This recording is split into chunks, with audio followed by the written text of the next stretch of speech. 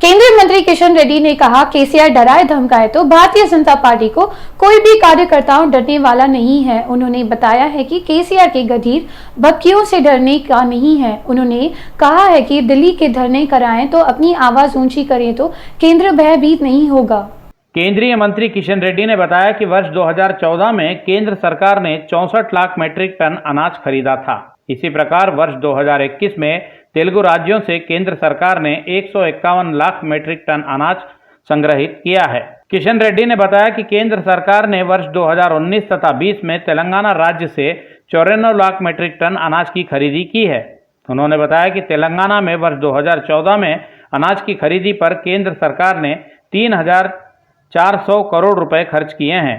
इसी प्रकार वर्ष 2020 तथा 2021 में 26,646 करोड़ रुपए अनाज संग्रहित करने पर खर्च किए गए हैं। केंद्रीय मंत्री ने आक्रोश भरे स्वर में कहा कि हाल ही में संपन्न हुजूराबाद उपचुनाव के दौरान टीआरएस पार्टी ने केंद्र के खिलाफ निराधार एवं गलत प्रचार किया है। किशन रेड्डी ने आगे बताया कि अनाज के संग्रहण के लिए मिलिंग खर्चे, थैलों तथा परिवहन आदि सभी खर्चों को केंद्र सरकार ही वहन कर रही है। इन सब के बावजूद भी केसीआर भारतीय जनता पार्टी की आलोचना कर रहे हैं, जो जनता को गुमराह करने वाली साजिश है। అనేక రకాల విమర్శలు, ఆరోపణలు, హెచ్చరికలు చేయడం జరిగింది. భయపెట్టించేటువంటి ప్రయత్నం కూడా చేస్తా ఉన్నారు. నాలుకలు చీరుస్తామని కూడా ఆయన మాట్లాడారు. ఒకటి నేను గౌరవ ముఖ్యమంత్రి గారికి మనవి చేస్తా ఉన్నాను. మీరు భయపెట్టినంత మాత్రాన భారతీయ జనతా పార్టీ కార్యకర్తలు కానీ కేంద్ర ప్రభుత్వం కానీ భయపడదనే విషయాన్ని నేను ఈ సందర్భంగా ముఖ్యమంత్రి గారికి మనవి చేస్తా ఉన్నాను.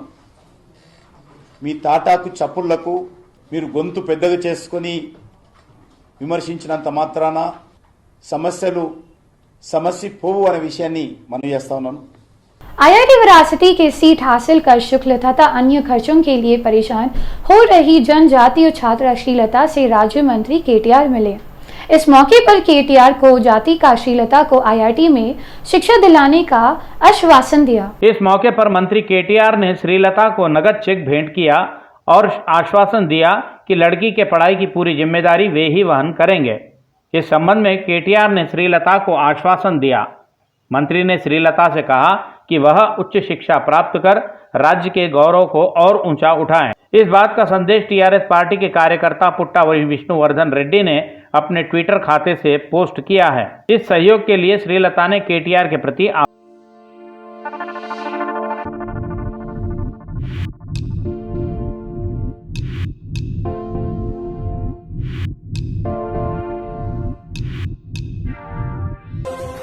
निर्वाचन आयोग के तेलंगाना राज्य एमएलए कोटा के एमएलसी चुनावों का अधिसूचना जारी है। आज से 16 नवंबर तक नामांकन पत्र दाखिल किए जा सकेंगे और 16 को नामांकन पत्रों का जांच किए जाएंगे। निर्वाचन आयोग द्वारा जारी इस अधिसूचना के अनुसार नामांकन पत्र वापस लेने की अंतिम तिथि 22 नवंबर है। इस अधिसूचना के तहत विधायक कोटे से 6 एमएलसी स्थानों के लिए चुनाव संपन्न होगा। एमएलसी का चुनाव 29 नवंबर सोमवार को प्रातः 9 बजे से सायं 5 बजे तक चलेगा। सायं 5 बजे से वोटों की गिनती आरंभ की जाएगी। निर्वाचन आयोग के अधिकारियों ने बताया कि चुनाव के दौरान किसी प्रकार की कोई अप्रिय घटना न घटे, इसके लिए सभी प्रकार के सुरक्षा इंतजाम किए गए हैं।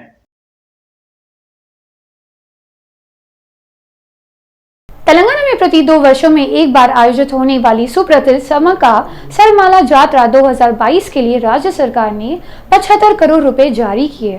ये यात्रा मुलुगु जिले के मेडोरम में आगामी 16 फरवरी से आरंभ होकर 19 फरवरी 2022 को संपन्न होगी। पारंपरिक व ऐतिहासिक सम्मक्का सारालम्मा यात्रा के लिए 75 करोड़ रुपए जारी करने के लिए पंचायत राज मंत्री एर्राबल्ली दयाकर राव ने मुख्यमंत्री केसीआर को धन्यवाद देते हुए उनके प्रति आभार व्यक्त किया। इसी संदर्भ में मंत्री दयाकर राव ने बताया कि इस बार राज्य सरकार सम्मक्का सारालम्मा यात्रा को बड़े पैमाने पर भव्य रूप से आयोजित करने का निर्णय लिया है। सरकार का उद्देश्य यही है कि पूर्व की यात्राओं की अपेक्षा इस वर्ष की यात्रा विशेष हो। मंत्री ने बताया कि यात्रा के लिए आवश्यक सभी विकास कार्यों को सरकार के 21 विभागों के तत्वावधान में आयोजित किया जा रहा है। एर्राबेल्ली ने बताया कि यात्रा के संबंधी सभी विकास कार्यों को तेज रफ्तार के साथ पूर्ण करने के साथ साथ यात्रा में भाग लेने वाले भक्तों को सभी प्रकार की सुविधाएं मुहैया कराई जाएंगी। मंत्री ने बताया कि यात्रा को प्लास्टिक मुक्त यात्रा के रूप में आयोजित करने की पक्की योजनाएं तैयार की गई है। उन्होंने बताया कि मेडारम में भक्तों की सुविधा हेतु पहले से ही अनेकों स्थायी तथा अस्थायी निर्माणों को आरंभ किया गया है। वाई शर्मिला की प्रजा प्रस्थानम पद यात्रा आज 22वें दिन में प्रवेश कर आगे बढ़ रही है। आज मंगलवार को होने से शर्मिला का चोडमपल्ली से बेरोजगार अनशन पर बैठी। आज 21वें दिन वैएस शर्मिला की प्रजा प्रस्थानम पदयात्रा ब्राह्मण वेलमाला ग्राम से आरंभ हो रही। यहाँ से यह पदयात्रा बेरोजगार अनशन स्थल की ओर आगे बढ़ी। इस मौके पर सैकड़ों ग्रामीण लोग शर्मिला से आकर मिले और उन्हें अपना समर्थन देने की जानकारी दी। ग्रामीण महिलाओं ने शर्मिला का आरतियां तथा तिलक कर उनका भव्य रूप से स्वागत किया। इस संदर्भ में महिलाओं ने अलग से शर्मिला ने यहां स्थित वाईएसआर पार्क में वैएस राजशेखर रेड्डी की प्रतिमा पर फूल माला अर्पित कर वहीं पर अपने नियमित अनशन पर बैठ गई। शर्मिला ने इसी ग्राम में अपने 21वें दिन की पदयात्रा समाप्त भी की। वाईसीपी के मंत्री कोडाली नानी ने भारतीय जनता पार्टी पर आग उगलते हुए कहा है कि बदले उपचुनाव में वाईसीपी ने 90,000 से अधिक मतों से बहुमत हासिल किए तो भारतीय जनता पार्टी अपनी जमानत को पचा नहीं पाई है। उन्होंने कहा है कि स्थानीय निकायों के चुनाव में भारतीय जनता पार्टी की जमानत तो दूर एनओटीए से भी कम वोट उसे मिले हैं। कोडाली नानी ने इस अवसर पर कहा कि मुख्यमंत्री जगन कोई बकरी या लोमड़ी नहीं है, वे तो पुलिवेंदुला के शेर हैं। उन्होंने बताया कि जगन ने सोनिया गांधी को दूध में गिरी मक्खी की भांति निकालकर फेंक दिया था। उन्होंने चेतावनी देते हुए कहा कि भारतीय जनता पार्टी के नेता अपनी हद में रहकर बात करना चाहिए। उन्होंने इसी मौके पर स्पष्ट करते हुए बताया कि जगन सरकार द्वारा पेट्रोल डीजल पर वैट कम करने का सवाल ही नहीं उठता। उन्होंने बताया कि पेट्रोल की कीमतों का 100 रुपयों के पार ले जाने का पूरा श्रेय भारतीय जनता पार्टी को ही जाता है। अगर पेट्रोल डीजल के दाम घटाना हो तो केंद्र सरकार ही घटाना चाहिए। उन्होंने आरोप लगाया कि भारतीय जनता पार्टी तथा उससे संबंधी लोग जाति धर्मों के बीच मतभेद पैदा कर लोगों को भड़काने का काम कर रहे हैं। ఈ రాష్ట్ర ప్రజలు మీకు గడ్డి పెట్టి మీకు డిపాజిట్లు లేకుండా మీ పార్టీకి నోటా కన్నా తక్కువ ఓట్లు వచ్చేటువంటి పరిస్థితికి దిగజార్చుకున్నారు. ఆ పరిస్థితి తెచ్చుకోవద్దని చెప్పి బీజేపీని హెచ్చరిస్తూ మీరు ఏది పడితే అది మారుతానో, మీరు ఇక్కడ భయపెడితే భయపడిపోవటానికో ఇక్కడ ఎవడో లేడు. ఇక్కడెక్కడ మేకలు నక్కలు ఇక్కడ లేవు. ఇక్కడ పులివెందుల పులి జగన్మోహన్ రెడ్డి గారు అధికారంలో ఉన్నటువంటి సోనియా గాంధీని ఏకముక్కతో తీసి పక్కన పడేసి ఎన్ని కేసులు పెట్టినా 16 నెలలు జైల్లో ఉండి వెనక్కి తగ్గకుండా ముందుకు తప్పించి అడుగు వెనక్కి వేయకుండా సోనియా గాంధీని ఏకముక్కతో తీసి బయటకు వచ్చి పార్టీ పెట్టి ఈ రాష్ట్రానికి ముఖ్యమంత్రిగా ఉన్నటువంటి మగాడు జగన్మోహన్ రెడ్డి గారు. మీ ఉడత ఊపులకి మీ బెదిరింపులకి ఇక్కడ బెదిరేటువంటి వ్యక్తులు ఎవరో లేరు. మీరు ఒళ్ళు దగ్గర పెట్టుకునే జగన్మోహన్ రెడ్డి గారి గురించి మాట్లాడాలి. మీరు చేసినటువంటి తప్పులకి మీకు దమ్ముంటే మీ వలన ఇక్కడ కష్టపడినా కూడా మీరు పెంచేటువంటి ఛార్జీల వలన ఈ పార్టీకి డిపాజిట్లు పోతున్నాయి. ఈ పార్టీలో ఉండి మేము సర్వనాశనం అయిపోతున్నాం. మీ కేంద్ర ప్రభుత్వాన్ని వెళ్ళి మీ కేంద్ర నాయకత్వాన్ని అడుక్కోండి. జగన్మోహన్ రెడ్డి గారి మీద అవాకులు చెవాకులు పేరితే మీకు డిపాజిట్లు కూడా రావు. కాబట్టి ఈ తప్పుడు విధానంలో నడిచేటువంటి బీజేపీ ఈ టీడీపీ ఈ రెండింటినీ కూడా ఒక పార్టీ మీద పెట్రోల్ ఒక పార్టీ మీద డీజిల్ పోసి ఆల్రెడీ రాష్ట్ర ప్రజలు తగలబెట్టారు. మీరు ఎంత రేటు తగ్గించినా మీరు చేసేటువంటి మోసాలు వాళ్ళకి తెలుసు. प्रदेश कांग्रेस में अध्यक्ष रेवंत रेड्डी ने कहा है कि पार्टी के कितने भी नेता चले जाएं, कांग्रेस के लिए तो उसके कार्यकर्ता मुख्य ताकत है। रेवंत रेड्डी ने कहा है कि गली में कार्यकर्ता काम करे तो दिल्ली में सोनिया का शासन आएगा। उन्होंने कहा है कि राज्य को टीआरएस तथा भारतीय जनता पार्टी मिलकर लूट रही है। इस संदर्भ में प्रदेश कांग्रेस अध्यक्ष रेवंत रेड्डी ने कहा कि भारतीय जनता पार्टी तथा टीआरएस दोनों पार्टियां चोर मौसेरे भाई ही है। कोम्पल्ली में आयोजित इस कार्यकर्ताओं के प्रशिक्षण कक्षाओं के संदर्भ में रेवंत रेड्डी ने कार्यकर्ताओं को संबोधित किया। इस मौके पर रेवंत रेड्डी ने मुख्यमंत्री केसीआर की खिल्ली उड़ाते हुए कहा कि राज्य के किसान यदि धान की फसल बोएं तो उन्हें केवल फांसी ही बचेगी। यह बात केसीआर ने कही है, जो राज्य के लिए बहुत ही शर्म की बात है। मुख्यमंत्री केसीआर अपनी शर्म को बेच आए हैं, इसीलिए राज्य के किसानों के प्रति अपने बेशर्मी के शब्द निकाल रहे हैं। रेवंत रेड्डी ने सीना ठोकते हुए कहा कि राज्य में कांग्रेस पार्टी किसानों के लिए सदैव संघर्ष करती रही है और करती रहेगी और उनका पूरा सहयोग करेगी। ఒక మన ఎన్రోలర్ ని నమోదు చేయాలి. ఎన్రోలర్ అంటే సభ్యత్వం నమోదు చేసే సభ్యుడు. ఆ సభ్యుడికి ఒక ఆండ్రాయిడ్ ఫోన్ ఉండాలి. దాంట్లో కాంగ్రెస్ పార్టీ ఇచ్చిన యాప్ ను డౌన్లోడ్ చేసుకొని ఆ వ్యక్తి ఓటర్ల దగ్గరికి వెళ్ళి ఓటర్ల ఐడి కార్డును తీసుకొని దాని ఫోటో తీసుకొని ఆ తర్వాత ఆ వ్యక్తి యొక్క కులము, ఆ వ్యక్తి యొక్క ఫోన్ నెంబరు అందులో నమోదు చేస్తే ఆటోమేటిక్ ఆ యాప్ ఎలక్షన్ ఓటర్ లిస్టుతోని కోఆర్డినేట్ చేసుకొని సాంకేతికంగా ఆ డాటా మొత్తం ఢిల్లీలో మన యొక్క సర్వర్లో నమోదవుతుంది. అంటే ఎప్పటికప్పుడు ఒక్క సభ్యుడు అదనంగా ఒక పోలింగ్ బూత్ లో నమోదైనా రాహుల్ గాంధీ గారి చేతిలో ఉన్న ఆయన ఐప్యాడ్లో ఇళ్లలో, తండాలలో, గూడాలలో, మారుమూల పల్లెల్లో కాంగ్రెస్ పార్టీలో ఎవరు సభ్యుడిగా చేరినా మరుక్షణం రాహుల్ గాంధీ గారి చేతిలో ఉన్న ఆ ఐప్యాడ్లో నమోదవ్వడం జరుగుతుంది. వాటికి సంబంధించి ఆ విషయాలను చర్చించి వాటన్నిటిని కూడా ఈరోజు మీ దృష్టికి తీసుకొచ్చి మీ దృష్టిలో ఈ సభ్యత్వ నమోదు కార్యక్రమాన్ని మనం ముందుకు తీసుకెళ్లాల్సిన అవసరం ఉన్నది. ఈ సభ్యత్వ నమోదు కార్యక్రమం అత్యంత కీలకమైనది. ఈ అత్యంత కీలకమైన సభ్యత్వ నమోదు కార్యక్రమాన్ని పార్టీ ముందుకు తీసుకెళ్లాల్సిన అవసరం ఉంది. हैदराबाद शेर के ससन असदुद्दीन ओवैसी ने मांग की कि देश के विकास पर सरहदी क्षेत्रों के नरेंद्र मोदी को नेतृत्व के सर्व दिल्ली संसदों के दल पर ले जाने चाहिए। उन्होंने आरोप लगाया कि चीन विषय में भारतीय जनता पार्टी मौन रूप से व्यवहार कर रही है। उन्होंने यह भी मांग की कि अगले संसद क्षेत्र की चीन भारत के संबंधों, सरहद की परिस्थितियों पर पूर्ण स्तरीय चर्चा होनी चाहिए। मजलिसी सांसद असदुद्दीन ओवैसी ने अमेरिका द्वारा जारी ताज़ा समाचारों पर अपनी प्रतिक्रिया देते हुए कहा कि देश के विवादास्पद सरहदों पर सर्वदलीय सदस्यों का एक दल उन क्षेत्रों का दौरा करना यह अपनी सार्वभौमिकता को पुनरुद्घाटित करने में सहायक सिद्ध होगा।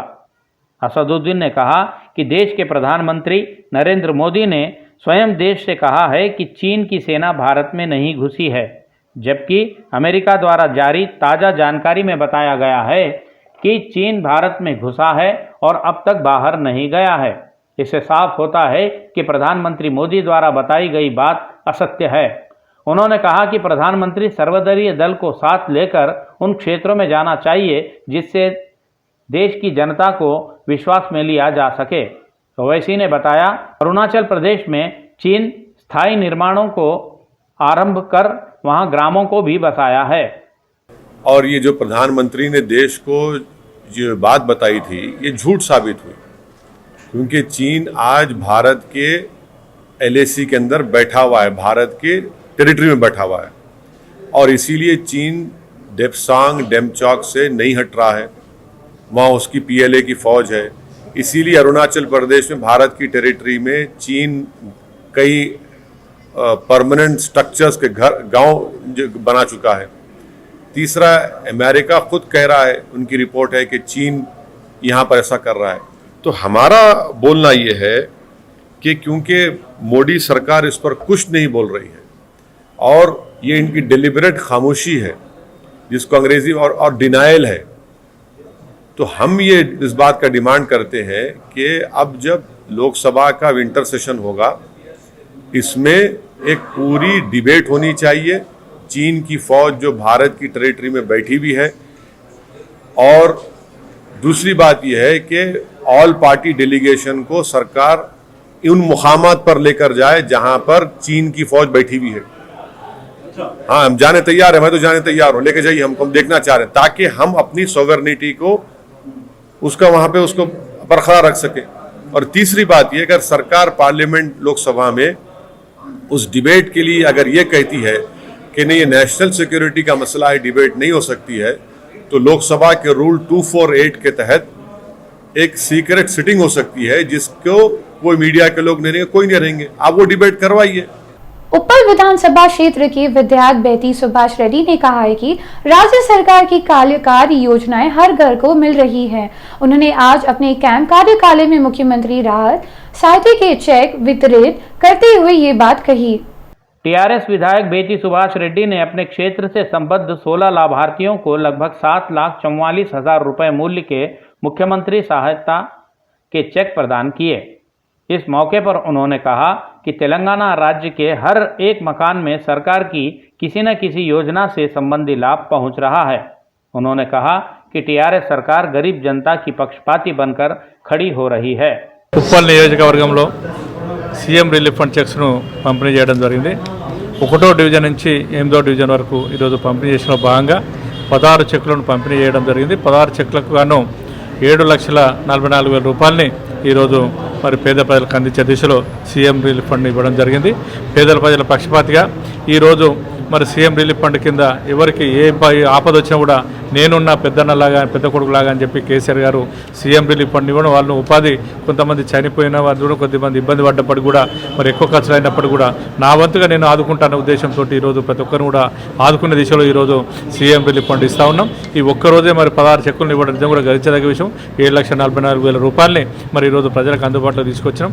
ఇట్లా ప్రతిరోజు ఏదో రకంగా సీఎం రిలీఫ్ ఫండ్లు మరి కళ్యాణ లక్ష్మి శాతం వరకు ఇవన్నీ కూడా వేలాది కోట్లాది రూపాయల కొద్ది ఈరోజు పంచుతున్న సందర్భం ఉన్నది. ప్రతి ఒక్కరు కూడా ఆనందంతో మాకు ఆర్థికంగా ఇబ్బందులు ఉన్నప్పటికీ కూడా మేము ఎంతో ఖర్చు పెట్టుకున్నప్పటికీ కొంత ఉపాధి లాగా మాకు కొద్దిగా అంటే ఒక 100% 100 లక్షల రూపాయలు ఖర్చు పెట్టుకుంటే ఒక 30,000 40,000 రూపాయలని మాకు సీఎం రిలీఫ్ ఫండ్ కింద ఇప్పిస్తున్నందుకు ధన్యవాదాలు తెలియజేస్తూ ఉన్నారు. సీఎం గారికి మరి ప్రత్యేక ఆపదలు ఆదుకుంటుండు కాబట్టి మరి ఇంత కష్టకాలంలో కూడా కరోనా పీరియడ్లో కూడా మరి ఇబ్బంది పడుతున్న సందర్భంలో మాకు డబ్బులు అందిస్తున్న ఉద్దేశంతో వాళ్ళు చెప్పడం జరుగుతుంది. అదే రకంగా వాళ్ళు ఏది మరి సంతోషంగా ఇచ్చిన డబ్బులు తీసుకొని పోతున్న సందర్భం కనబడతా ఉంది.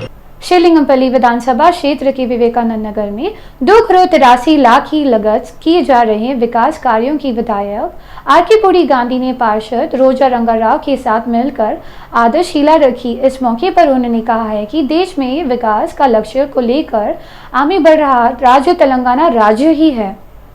इस मौके पर विधायक आर.के. पुरी गांधी ने कहा कि तेलंगाना राज्य गठित होने के दिन से आज तक भी टीआरएस सरकार जनता की तकलीफों को दूर करने की दिशा में ही काम करती आ रही है। उन्होंने कहा कि टीआरएस पार्टी जनता की समस्याएं दूर करने के लिए सदैव जनता के बीच ही खड़ी रहती है।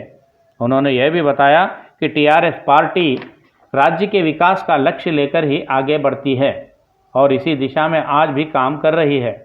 मौके पर गांधी ने बताया कि उनके डिवीजन से संबंधी 90% कार्य पूर्ण हो गए हैं। शेष लंबित कार्य शीघ्र ही पूर्ण किए जाएंगे। सभी कार्य पूर्ण होने के पश्चात उनका डिवीजन समस्या रहित डिवीजन बन जाएगा। सरकार के सचेतक गांधी ने बताया कि विवेकानंद नगर डिवीजन को जल्द ही समस्या रहित और आकर्षक डिवीजन का दर्जा दिया जाएगा। आगामी 16 नवंबर को भारतीय जनता पार्टी के तत्वाधान में रोजगार अधिसूचना जारी करने की मांग को लेकर बेरोजगारी मिलियन मार्च का आयोजन किया जा रहा है। आज पार्टी ने मिलियन मार्च से संबंधी पोस्टर को लोकार्पण किया।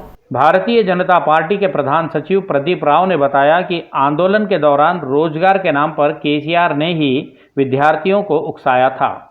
तेलंगाना पृथक राज्य आ जाने के बाद भी रोजगार संबंधी अधिसूचना जारी न करना यह बहुत ही अन्यायपूर्ण कार्रवाई है। उन्होंने चिंता जताते हुए कहा कि राज्य में लगभग 200 से अधिक बेरोजगार युवकों ने आत्महत्या कर ली है, जो बहुत ही कष्टदायक बात है। प्रदीप राव ने कहा कि आगे से राज्य में आत्महत्याएं नहीं होनी चाहिए। आज राज्य के बेरोजगारों को विश्वास दिलाने तथा उन्हें विश्वास में लेने के लिए ही भारतीय जनता पार्टी मिलेनियम मार्च आयोजित कर रही है। उन्होंने बताया कि राज्य में जब जब उपचुनाव आते हैं तब ही सरकार रोजगारों की बात बाहर लाती है। उन्होंने बताया कि 16 नवंबर की प्रस्तावित मिलेनियम मार्च में न्यूनतम 1 लाख से अधिक बेरोजगार शामिल होकर इसे सफल बनाएंगे। उन्होंने राज्य के समस्त विद्यार्थियों युवाओं से मार्च में भारी संख्या में शामिल होने का आह्वान दिया। आंध्र प्रदेश में ईंधन की कीमतों को लेकर राजमंड्री ग्रामीण के क्षेत्र के विधायक गौरंटला बुच्चाराय चौधरी के नेतृत्व में आज विरोध प्रदर्शन आयोजित किया गया है। इस मौके पर गौरंटला ने कोटपल्ली बस स्टैंड स्थित पेट्रोल बैंक्स के पास आयोजित विरोध में राज्य सरकार के कड़े शब्दों में आलोचना की। इस मौके पर गोरंटला बुच्चैया चौधरी ने कहा कि जिस प्रकार केंद्र सरकार ने ईंधन के दाम घटाए हैं, आंध्र प्रदेश सरकार भी वैट में कमी कर ईंधन की कीमतों को घटाने की दिशा में आगे बढ़ना चाहिए। उन्होंने बताया कि जगन जब विपक्ष के नेता के रूप में रहते हुए पदयात्रा की थी, तब उन्होंने घोषणा की थी कि जब उनकी सरकार सत्ता में आएगी तब वे वैट को पूरी तरह से समाप्त किए जाएंगे। लेकिन आज जगन सरकार वर्तमान 110 रुपए के पेट्रोल की कीमत में से 39 रुपए 76 पैसे अपने हिस्से के रूप में वसूल रही है। यह कहां तक उचित है? गोरंटला बुच्चैया चौधरी ने बताया कि देश के 23 राज्यों में ईंधन पर से वैट घटाया गया है, लेकिन जगन सरकार वैट न घटाने की जिद पर अड़ी हुई है। उन्होंने स्थानीय वाहन चालकों के साथ मिलकर अपना विरोध जताया।